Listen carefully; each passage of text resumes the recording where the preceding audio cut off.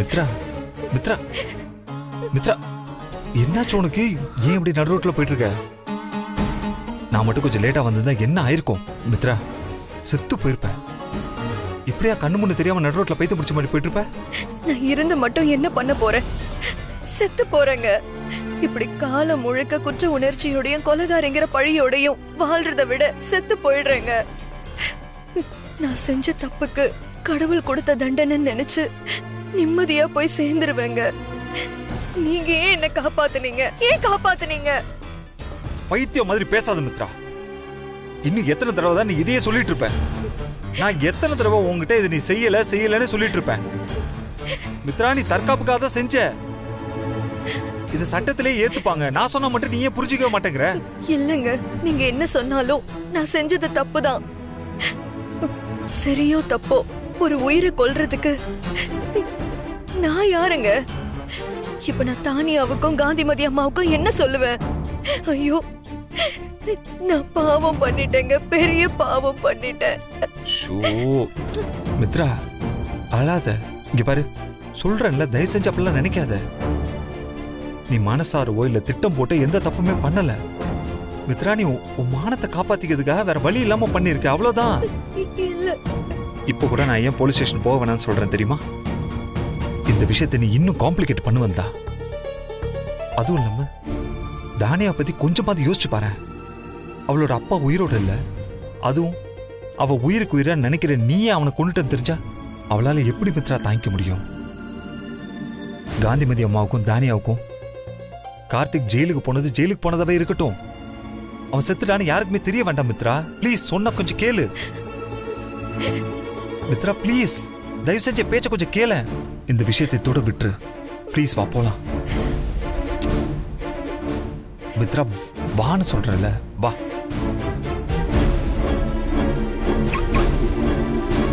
மித்ரா, வண்டியில ஏறு. ஏமா, ஏதாவது பிரச்சனையா இருந்தாலும் இப்படியா சொல்லாம கொல்லாம போவாங்க? தம்பி பாவம், உன்னை எல்லா இடத்துலயும் தேடிக்கிட்டு இருந்தது. இந்த மாதிரி எல்லாம் சொல்லாம கொல்லாம போகாதம்மா. ரொம்ப நன்றிங்கக்கா. இருக்கட்டும்மா, பரவாயில்ல, போயிட்டு வாங்க. மித்ரா, வண்டியில ஏறு, போ.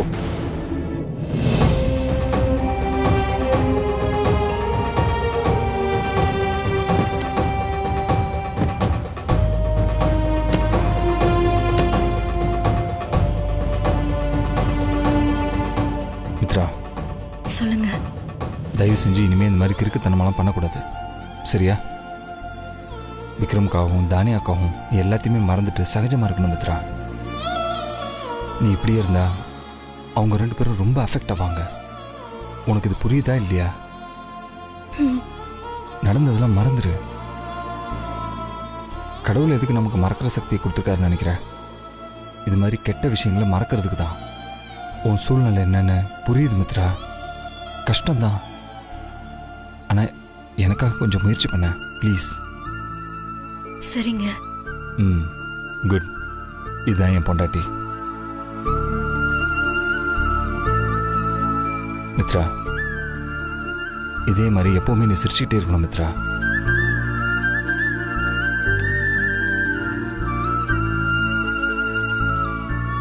சரி, நம்ம போலாமா?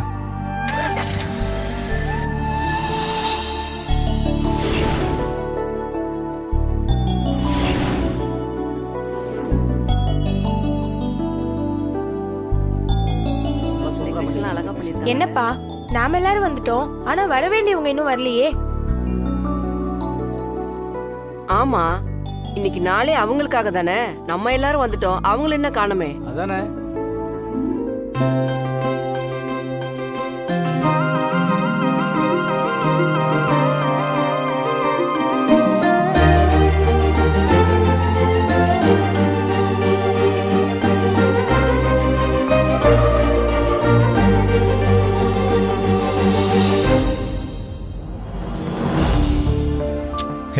டைம் ஆச்சு, வா போலாம்.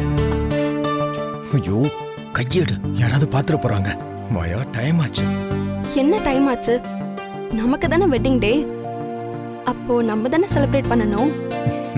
ஏய், சரி, இப்ப என்ன வேணும் உனக்கு?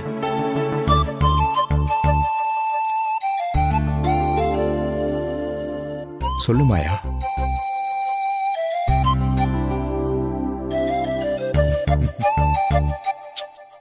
இங்க பாரு, அப்படிலாம் பார்க்காம இப்ப என்ன வேணும்னு சொல்லு. கிஃப்ட். அவ்வளவுதானா? உனக்கு என்ன வேணும்னு சொல்லு, எப்படி வாங்கி தரேன்னு மட்டும் பாரு. அது எவ்வளவு காஸ்ட்லியா இருந்தாலும் சரி, இந்த உலகத்துல எங்க இருந்தாலும் சரி, உனக்காக தேடி அலைஞ்சு வாங்கி தர வேண்டியது என்னோட பொறுப்பு. உன்னோட காஸ்ட்லி கிஃப்ட்ஸ் எல்லாம் எனக்கு ஒன்றும் வேண்டாம். அப்புறம் வேற என்ன வேணும்? ஒரே ஒரு மொத்தம். ஏய் லூசா நீ? கீழே கெஸ்ட் அவ்வளவு பேர் வந்திருக்காங்க. இங்க பாரு, டோர் வேற ஓபன்ல இருக்கு, நீ கையெடு. நீதான் ரொம்ப வெக்கப்படுறியே, அதனால எனக்கு தேவையானதை நானே எடுத்துக்க போறேன். வேண்டாம், இங்க பாரு, வேண்டாம். டோர் வேற ஓபன்ல இருக்கு. மாயா, இது நல்லா இருக்கே. ஐயோ மாயா, யாராவது பாத்துற போறாங்க, கைய விடு. பார்த்தா பார்த்துட்டு போகட்டும். ஏன் பெட்ரூம், ஏன் புருஷன். அன்பு, நீ வெக்கப்படும் போதுதான் இன்னும் அழகா இருக்க.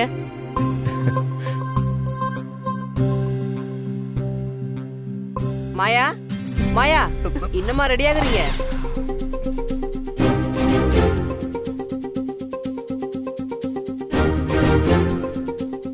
நாங்க எல்லாரும் உங்களுக்காக தான் வெயிட் பண்றோம். சீக்கிரம் வந்தீங்கன்னா கேக்க கட் பண்ணலாம். வாங்க போங்க, இதோ வரோம்.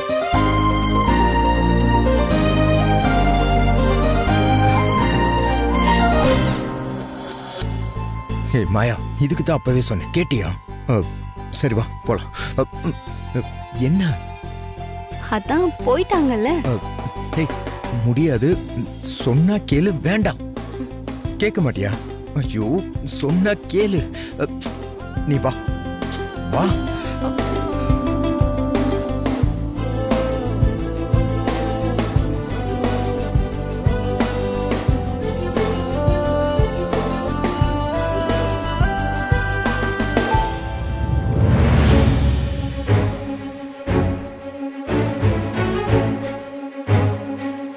சரி, நேரம் ஆகுது, கேக் கட் பண்ணிடுறீங்களா?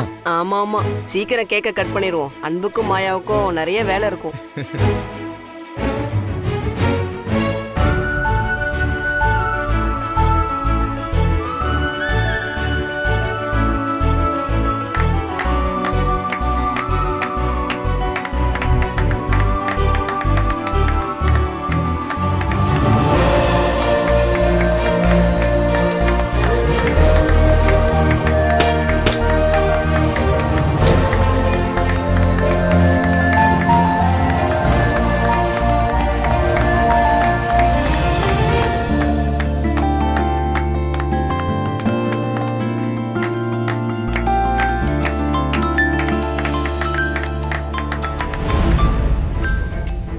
அதான பார்த்தேன், கொஞ்சம் நிம்மதியா இருக்க விட மாட்டாரே. Hello sir.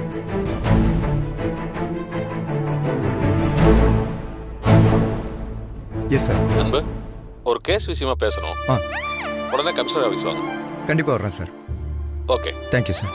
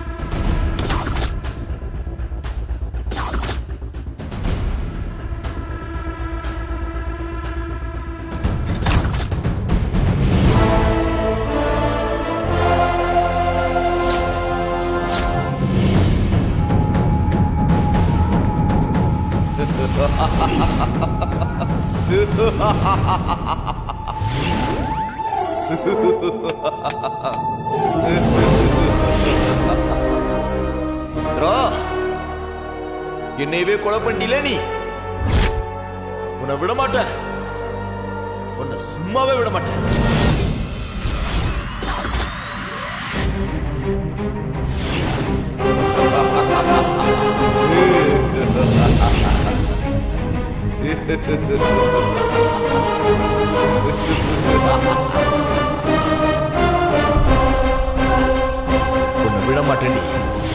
உன்னை எப்படி இருந்தாலும் அடைஞ்சே தீருவேன்.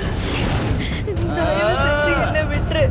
நான் உனக்கு கெஞ்சி கேக்குறேன். ப்ளீஸ் என்ன விட்டுரு.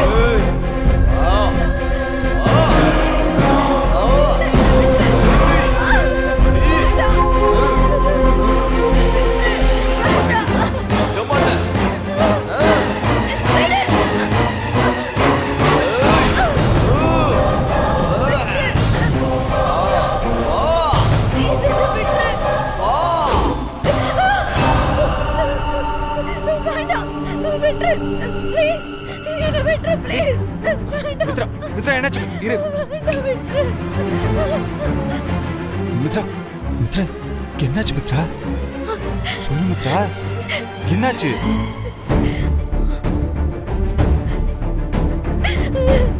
மித்ரா என்னாச்சு மித்ரா?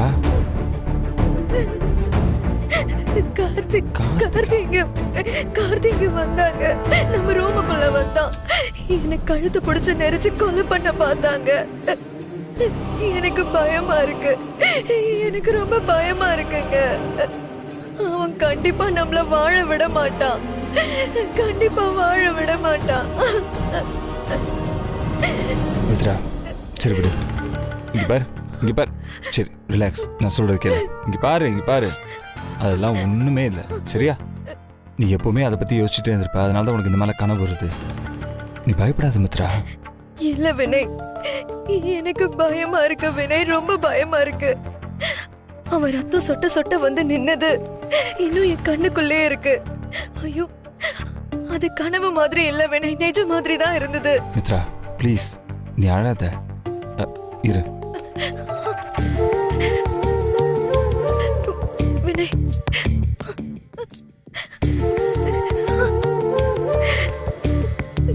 வினய்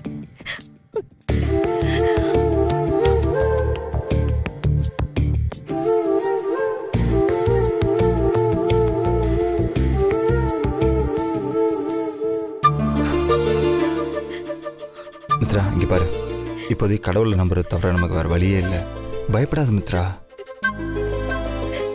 நீ நம்புற கடவுள் உன்னை என்னைக்குமே கைவிடாத. தைரியமா தூங்கு, எல்லாமே சரியாயிடும். இல்ல வினய், எனக்கு என்னமோ சரியாகும்னு தோணல. நாள் ஆக ஆக பயமும் குற்ற உணர்ச்சியும் எனக்குள்ள அதிகமாயிட்டே தான் போயிட்டு இருக்கு. நான் பயந்து பயந்து செத்துருவன் போல இருக்கு வினய். புரியுது மித்ரா. ஆனா நம்ம இதை கடந்து வந்துதான் ஆகணும்.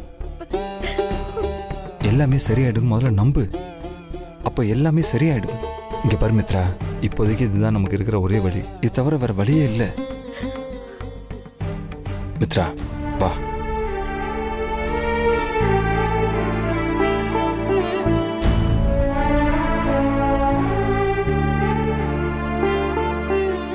மித்ரா நீ இப்படி இருக்கிறத பார்த்தா எனக்கு ரொம்ப பயமா இருக்கு.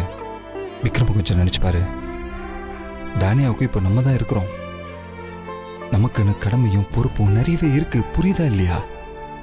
தயவு செஞ்சு நான் சொல்றது கொஞ்சம் புரிஞ்சுக்கோ. நீ இதுல இருந்து வெளியில வந்தே ஆகணும், வரணும்.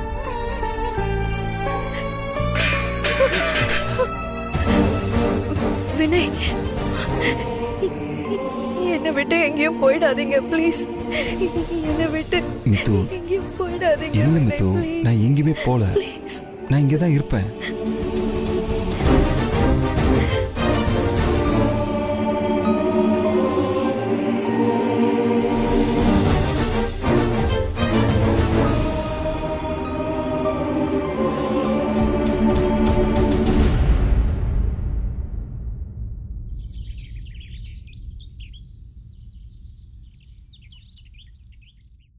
பாவன்டா மித்ரா, நடந்ததை நினச்சி பிரம்மா பிடிச்ச மாதிரி இருக்கா.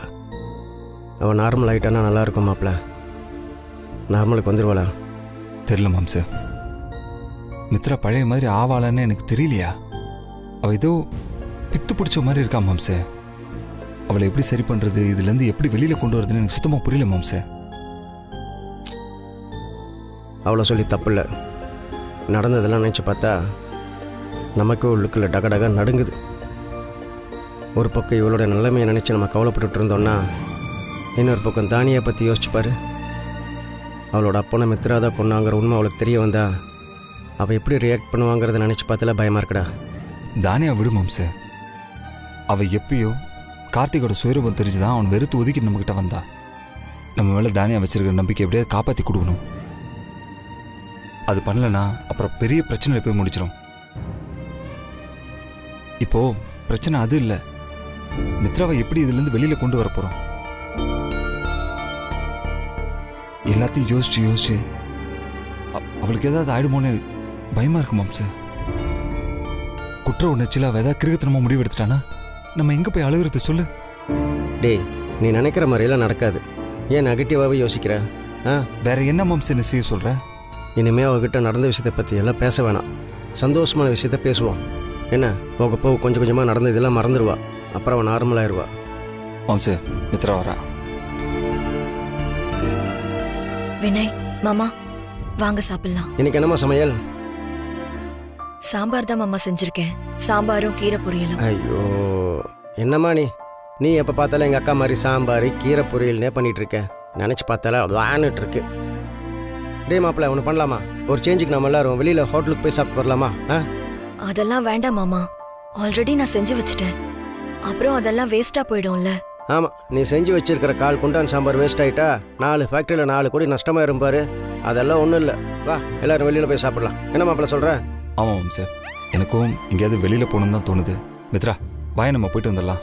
இல்லங்க, நான் எங்கேயும் வரல. உங்களுக்கு வேணும்னா நீங்க போய் சாப்பிட்டு வாங்க, போங்க. மித்ரா, இப்படி சொன்னா எப்படிமா? எல்லாரும் ஒண்ணா போனதால் ஜாலியா இருக்கும். மித்ரா அம்மா, ரிப்போர்ட் கார்டு. ரிப்போர்ட் கார்டா? எப்ப கொடுத்தாங்க? நேத்தே கொடுத்துட்டாங்க மித்ரா அம்மா.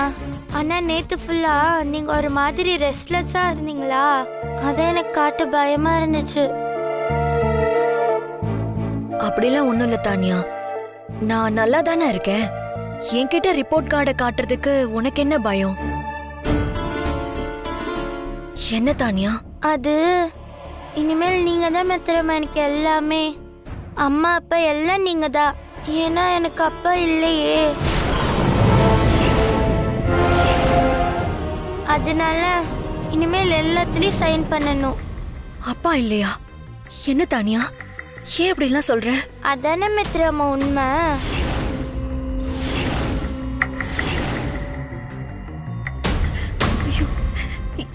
என்ன உண்மை? என்ன தானியா சொல்ற நீ? ஆமா மித்ராமா, என் டாடி தான் பேட் டாடி ஆகி ஜெயிலுக்கு போயிட்டாரு. அவர் இருக்காரோ இல்லையோ, வருவாரோ வரமாட்டாரோன்னு தெரியலையே.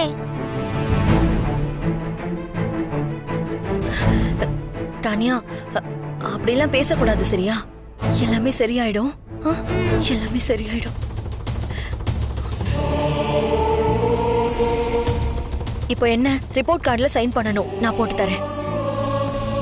பென் கொடு. இந்தாங்க மித்ராமா.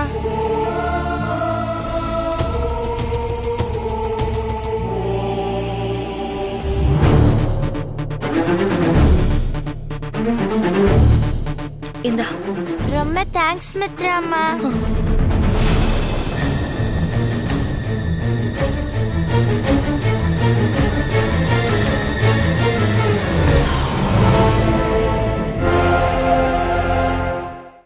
Excuse me, sir. May I come in? Yes, come in. Sir. வாங்க அன்பு, உங்களுக்காக தான் வெயிட் பண்ணிட்டு இருக்கேன். உட்காருங்க. Thank you, sir. Sir. ஒரு முக்கியமான அசைன்மெண்ட் அன்பு. சொல்லுங்க சார். கோயமுத்தூர்ல ஒரு முக்கியமான பிசினஸ்மேன், விஐபி, பேர் கார்த்திக். சில கிரிமினல் விஷயங்கள்ல ஈடுபட்டு சிக்கி அரெஸ்ட் ஆகி தண்டனை கைதியா ஜெயில இருந்தான். அவனுக்கு குணான்னு ஒரு கூட்டாளி இருந்தான். 2 பேரும் வேற சில கேஸுகளில் சம்பந்தப்பட்டிருப்பாங்களோன்னு எனக்கு ஒரு டவுட் இருந்தது. அதுக்கான இன்வெஸ்டிகேஷனும் ரொம்ப தீவிரமா போயிட்டு இருந்தது. இப்ப திடீர்னு 2 டேஸ்க்கு முன்னாடி அந்த அக்யூஸ்ட் எஸ்கேப் ஆயிட்டான். கார்த்தியா இல்ல குணாவா சார்? கார்த்தி தான் அன்பு. நம்ம ஆளுங்க எவ்வளவோ ட்ரை பண்ணியும் அவனை ட்ரேஸ் பண்ண முடியல. அவன் எப்படி தப்பிச்சா, எங்க போனான்னு ஒரு இன்ஃபர்மேஷனும் கிடைக்கல. அப்படியா? அந்த கார்த்தி எங்க போனா, என்ன பண்றான்னு நீங்க தான் கண்டுபிடிக்கணும் அன்பு. அந்த கார்த்தி ஆள் கொஞ்சம் டேஞ்சர். நம்ம கொஞ்சம் அசால்ட்டா இருந்தாலும் அவன் வெளிநாடு தப்பிச்சு போயிடுவான். அப்புறம் கடைசி வரைக்கும் நம்ம அவனை பிடிக்கவே முடியாம போயிடும். புரியுது சார். நான் பர்சனலா இந்த கேஸை நீங்க டீல் பண்ணா கரெக்டா இருக்கும்னு நினைக்கிறேன். Sure sir. அந்த கார்த்தி ஒரு கல்யாணமான பொண்ணை வலுக்கட்டாயமா கடத்தி கல்யாணம் பண்ண பார்த்துருக்கான். அந்த கேஸ்ல தான் வரஸ்டானா. ஆனா கிணறு வெட்ட பூதங்கிழம்ன கதையா அதுக்கப்புறம் அவனை பத்தி நிறைய விவரங்கள் நமக்கு தெரிய ஆரம்பிச்சது. ஸோ அவனை பிடிக்கிறது நமக்கு ரொம்ப முக்கியமான ஒரு விஷயம். எவ்வளவு சீக்கிரம் பிடிக்கிறோமோ அவ்வளோ சீக்கிரம் நல்லது அன்பு. கார்த்தியை அரெஸ்ட் பண்ணி நீங்க இங்க கொண்டு வரலாம். இந்தாங்க, இது அவன் சம்பந்தப்பட்ட ஃபைல்.